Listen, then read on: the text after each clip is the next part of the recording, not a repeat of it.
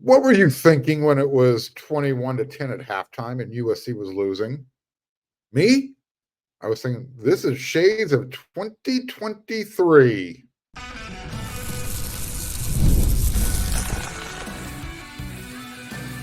You are Locked On Trojans, your daily podcast on the USC Trojans, part of the Locked On Podcast Network, your team every day. Fight on, everyone. I'm your host, Mark Hulkin, and thank you for making Locked On USC part of the Locked On Network, your first listen every day. Whether you're watching this show on YouTube, wherever you're downloading your podcast, the show is always going to be free, and you know I'm always going to appreciate your support. Today's episode is brought to you by FanDuel. Place your $5 bet, and you're going to get started with $200 in bonus bets, guaranteed. Visit FanDuel.com to get started. It wasn't looking good, right? Despite scoring on their first drive of the game, USC just looked off. Oh, if you haven't heard, USC won. Yeah. They defeated the Wisconsin Badgers 38-21. It was 21-10 at halftime. Wisconsin, the Cheeseheads. Well, let me just get through this, though. So again, USC scored on their first drive. Jacoby Lane was having his coming out party during this game, but the team just didn't look right. That first drive, they went 60 yards, 6 plays, took 2.5 minutes. And Miller Moss just threaded a dime. I mean, I don't know how Wisconsin did not pick this ball off. They had 2 defenders there. Jacoby just kind of snatched it. Touchdown, USC. After that, I don't know, maybe they thought the game was going to be easy. It wasn't. USC looked uninspired. The offense was out of sync for the rest of the first half. Wisconsin's backup quarterback, Braden Locke, he was looking really good. And all of a sudden, USC's secondary is giving up explosive plays. Like, what's going on here? Just because Alex Grinch is in the house doesn't mean it should be affecting USC like this. Jacoby Covington, I mean, he got burned for a 63-yard pass. He bit on the first move, and then he just never got a hand on the wide receiver as he went around him. And it just got ugly. He did make up for it later in the game. I will give him some credit, a little bit short, a little bit. So stick around. This is my instant reaction after the game. It's been a few hours. I had to get something to eat. Take a deep breath. Make sure I compose myself. But after that first drive, USC's offense went into the tank, literally. The rest of they had 4 more possessions, and it ended this way: punt, interception, field goal, fumble. I mean, even their last drive of the first half, it was a little wonky. I'm not sure if Coach Falai was fully into going for it because he called a timeout, and then the play calling was just a little weird. They ended up just doing nothing. 5 plays, 32 yards, minute 11. Again, it was just really wonky. So that's how the half ended. USC's defense was doing what they could, but 3 stops, and they also gave up 3 touchdowns. And it wasn't necessarily USC's 3 turnovers on offense that put the defense in a bad situation. They weren't really the culprit, so to speak. The defense kept them off the board. There was a muffed punt where Zachariah Branch didn't really touch the ball, but I think maybe Jalen Smith thought he did. So he went to go bounce on it, try and recover it. He bounced off the ball, and Wisconsin recovered. Short field, touchdown. But they did their job big time in the second half. Defense was solid. Once again, we're going to talk about them in the second half, in the second segment, excuse me. They're a legit defense, as you can see on the rundown here. So again, despite all the turnovers, it actually could have been a lot worse than 21-10. USC, it's so weird because, let me go over some stats with you just to show you how out of sync, how things just weren't playing out right. They were making mistakes, killing themselves. They had 264 yards of total offense, Wisconsin 203. They had more rushing yards than Wisconsin, 91 to 73. 16 first downs, Whiskey only had 10. USC ran 42 offensive plays to only 25 for Wisconsin. USC actually only punted the ball one time, and I'm not even sure that was the right time to punt the ball. Again, that where they were on the field, I'm thinking, why not go for it? Your defense, I get it. They had already given up, a couple touchdowns, but still, they were playing better than USC's offense. Sometimes you go for it, you fire up the defense, it gets everybody fired up. USC got fired up in the second half because of Wisconsin made a mistake. Talk about that in a little bit. So you had all that going on, 42 plays at 25 plays. You're out gaining them 264 yards to 203 yards. Explosive plays pretty much is what gave Wisconsin those 200 first half yards. USC doubled them up on time of possession. 20 minutes, 44 seconds to 9:16. Again, that's one of those empty statistics if you're not putting points on the board. Coach Riley talked about this earlier in the year. That's why he doesn't really look at time of possession as a real contributing factor. Again, you don't put up points. Who cares if you have the ball for 58 minutes, a 60-minute game? If you don't score on it, who cares? At halftime, I tweeted, this was my halftime instant reaction. I was a little heated, a little bothered. I said, the team did not look prepared, and that's on the coaching staff, starting with the head coach. But you know what? Coach Riley is finding that Pete Carroll secret sauce in the second half, because they have shown this team is a second half team. They make some adjustments, and if the other team is not prepared to continue on offense and do well, good night, Irene, because USC is going to clamp you down defensively. Coach Riley was asked, what did you say at halftime? This is what he said. Just a really, really good speech. Laughter. Trust me, it wasn't that good. It was just these guys. I think we came in just knowing that we just simply beat ourselves in a lot of ways, as I explained. Wisconsin made some good plays, but we gave up explosive plays. We didn't stop the run in the first half. We moved the ball pretty well offensively, but we had 2 turnovers in plus territory. Then we had the big special teams play that got them the momentum. So we just really didn't do anything very well, but I think we all felt like a lot of it was under our control, and we kind of laid it out exactly what we felt the second half should look like. We knew the big deal was that each side of the ball has to hold up their end.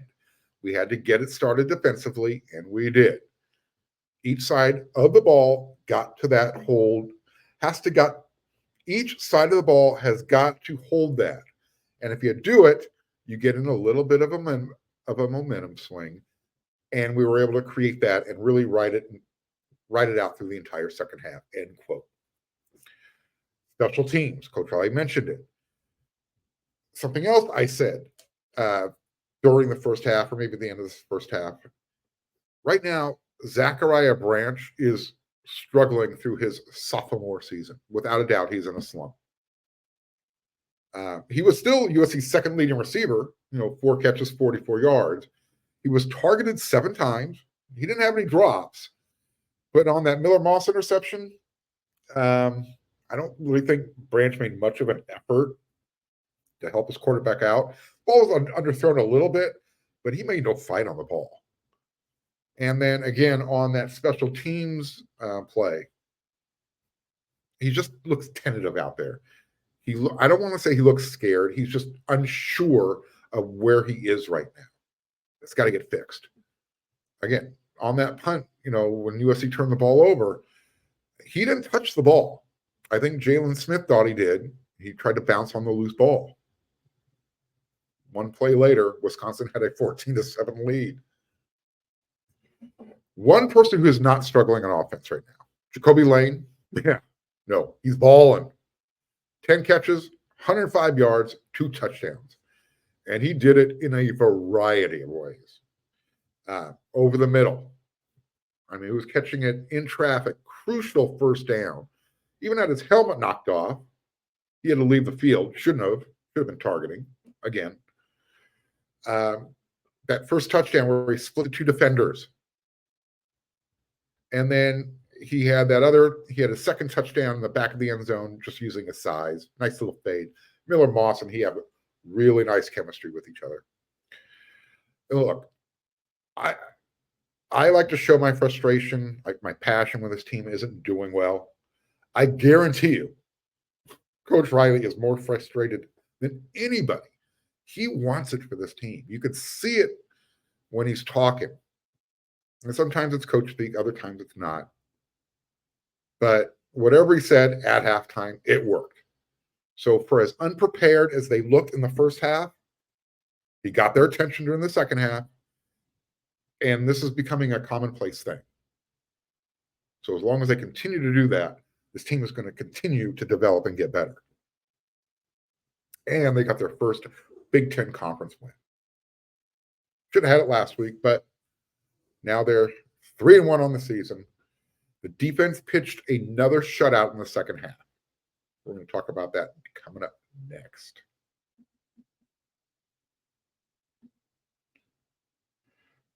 With Robinhood Gold, you don't need a silver spoon to eat up the financial favors of the 1%. Robinhood Gold allows others to get the rates and perks usually reserved for the high society.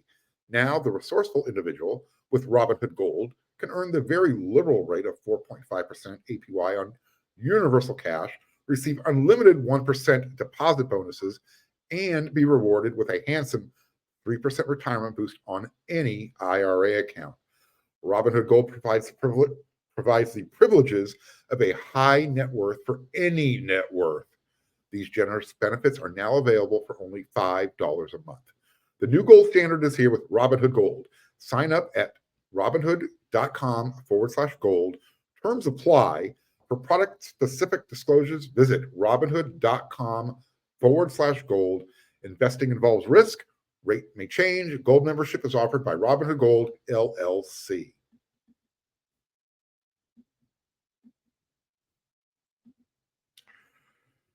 So as poorly as USC played in the first half, again, they trailed 21-10. It was ugly. I mean, you take away that first drive, I don't know what they did. In the second half, they scored 28 points. They gave up 0 points. That's how good they were. It's like they just flipped the switch. And when you're pitching a 28-0 shutout after you gave up 21 first half points, you're doing something right. This is a good coach. This is a very well-coached team. I'll say it again. This team is learning how to win. People think it's easy. It's not. And I think right now, USC is the team they're the hunted. They've got the targets on their back. They have to learn how to play like that. That means being prepared, not just in your first drive, but every drive, every time you step on the field. So, you think Coach Lynn knows how to coach defense? Coach Riley does. This is what he said after the game. I think he's got a really good feel for our system and the way that people are trying to attack us. And then conversely, the way that we want to attack people. I think especially when you're playing kind of new opponents, it's not like you've got a bunch of familiar coordinators that we've been going up against in the same league forever and ever. So I think he's getting a good feel for the people we're playing and a good feel for our guys and what we're doing well and adjustments we need to make. I think Dan Lynn and really our entire staff, those guys really communicate well, work well together, and they're very much on the same page about anything we need to improve. And so far, we've been able to do this. We've been able to do that this season. Check out these second half numbers. I talked about the first half. Check these out. I mean, these are, I'll say it again, these are Pete Carroll-esque second time adjustment type of numbers. I already said 20-0 on the scoreboard. USC had 205 yards of offense. They held Wisconsin to 82 yards in the second half. Remember what they did to Michigan last week? They held Wisconsin to just 32 rushing yards. USC had 70. Passing yards. They gave up 50. 7 completions, 14 attempts, 1 interception, 50 passing yards. That will get it done. USC's defense only allowed 3 first downs. USC had 13 of their own. Third down conversions, Wisconsin 1 for 6 in the second half. They were only 1 for 4 in the first half. USC was 5 for 8 converting on third down in the first half. That's really good. They were slightly better in the second half. They were 6 of 9. Here's where I love USC's defense right now. Fourth down. Wisconsin went for it twice on fourth down. They came up short both times. Yeah, USC went for it on one time, got it one time. Total plays, again, very, very even half.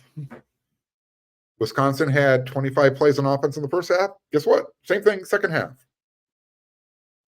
What was the difference? USC's offense. They weren't turning the ball over. Wisconsin's average yards per play in the first half, 8 yards, 8.1. Second half, 3.3. Yeah. That is making a big time adjustment on defense. Again, USC had 3 turnovers in the first half. None in the second. They forced 2 on Wisconsin in the second half. Not bad, right? I think the only negative right now that I have with USC's defense, and I'm nitpicking. In the first half, the secondary was giving up a couple of explosive plays. USC's not getting any sacks. They've got to get to the quarterback. So, something to focus on, work on for the next week. They're going to Minnesota. But again, they're nails on fourth down.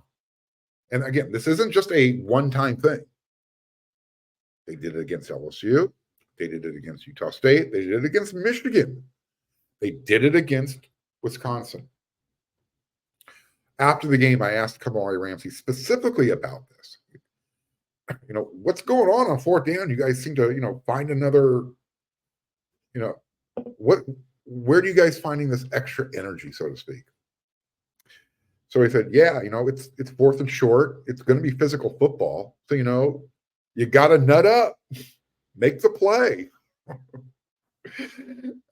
Coach Riley, everybody in the room started laughing. Coach Riley agreed, says, that's a very honest answer.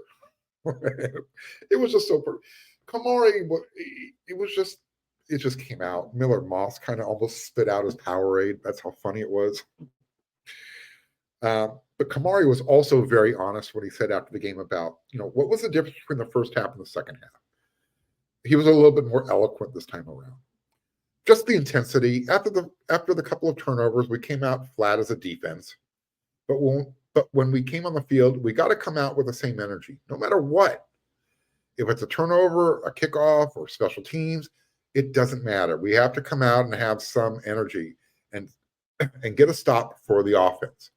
So it was really just that intensity that we came out with in the second half. They turned it up a notch, basically. I mentioned Jacoby Covington getting toasted in that first half. Well, USC, they scored 4 touchdowns offensively. Miller, 3 passes. You also rushed for 1. We'll get to that in the third segment here. Got the stars of the game. But their last score, beautiful. Covington tipped the ball up, landed right in Mason Cobb's hands, and there's Mason running the tightrope down the Trojan sideline for the touchdown. Pretty nice. Really nice. Literally after that, USC was up 38-21. It's kind of empty the bench type time. Everyone got to play, got a taste of it. And there was, 3-4 minutes left, roughly, something like that. A little bit of garbage time, but still good opportunity for the players to get in, kind of, play in front of the home crowd, which, by the way, they said it was sold out before the game. The announced attendance inside 74,118, 74,118. Capacity is 77.5. I'll tell you this right now, there was not 74,000 people in there. USC fans, come on, do better. This is a fun team to watch. Support these guys. They're on the road, heading to Minnesota. Minnesota actually came back. They were giving Michigan a really good game. This game might not be as easy as we thought it would be when we saw it on the schedule. USC's going to have to be prepared. All right, I'm going to come back after this, and we're going to talk about the stars of the game.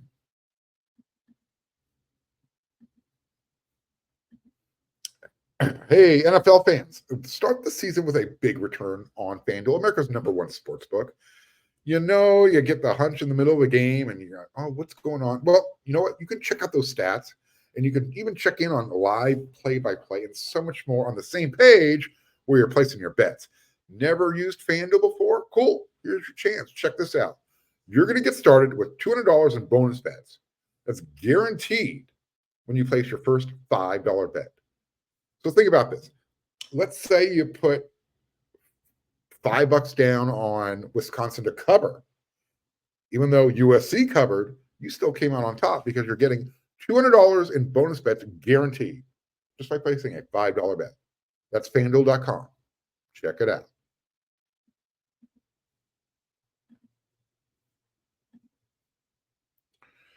Let's talk about the stars of the game. You know, there's, I would say there was 5. I'm going to give you 3 or 4. My first one, this is my first one, and he actually got the consensus. He was one of the stars of the game.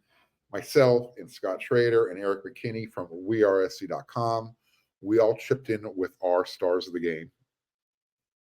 It was either Antonlynn or second half defensive adjustments, but the defense got the star. For me, it was Coach Antonlynn. USC's literally, he is the most important offseason acquisition, without a doubt. For the second week in a row, USC found themselves trailing. And all of a sudden, they've got the lead. In the second half, when USC's offense finally found its groove, stopped turning the ball over, the defense literally, they turned it up another level. Kamari Ramsey talked about the intensity. They shut out the Badgers. They held them to 82 total yards. Again, I want to put that number into context. Wisconsin had 286 total yards of offense. Just 82 in the second half. That's really good. That's really, really, really, really, really, really, really good. Way more than 3 release. I had to emphasize that.